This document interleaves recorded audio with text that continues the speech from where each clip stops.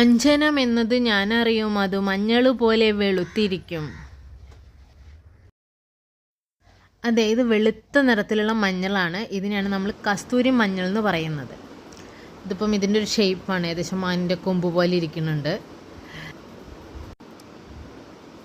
ഇതിൻ്റെ ചെറിയൊരു പീസ് എടുത്തിട്ട് നമുക്ക് ഈ കരിങ്കല്ലുണ്ടാവില്ലേ, കരിങ്കല്ല് അല്ലെങ്കിൽ അമ്മിക്കല്ല്, അങ്ങനത്തെ കൊത്തുകല്ല്, അങ്ങനത്തെ കല്ലുകളുണ്ടാവില്ലേ, അങ്ങനത്തെ കല്ല് ഇപ്പം നമുക്ക് തൽക്കാലം ഇപ്പം ഒരു കരിങ്കല്ലിൻ്റെ മുകളിൽ ഒരു കരിങ്കല്ലെടുത്തിട്ട് അതിൻ്റെ മേലെ ഉരച്ച് നോക്കാം. ഉരച്ച് നോക്കുന്ന സമയത്ത് നമുക്ക് ഇതിങ്ങനെ ഉരയ്ക്കുന്ന സമയത്ത് ഇതിൻ്റെ ഉള്ളിൽ നിന്ന് മെല്ലെ അതിൻ്റെ ഉള്ളിലുള്ള ആ ഒരു ഇതിൻ്റെ സത്ത് ഇങ്ങനെ കിട്ടും. അപ്പം അതാണ് നമ്മൾ ഉപയോഗിക്കുന്നത്. അത് ഉപയോഗിച്ച് അതാണ് നമ്മൾ സാധാരണ കസ്തൂരി മഞ്ഞൾ എന്ന് പറയുന്നത്. നമ്മുടെ മുഖകാന്തിക്കൊക്കെ ഉപയോഗിക്കുന്ന മഞ്ഞൾ എന്നുള്ള രീതിയിൽ പറയുന്ന കസ്തൂരി മഞ്ഞളാണിത്.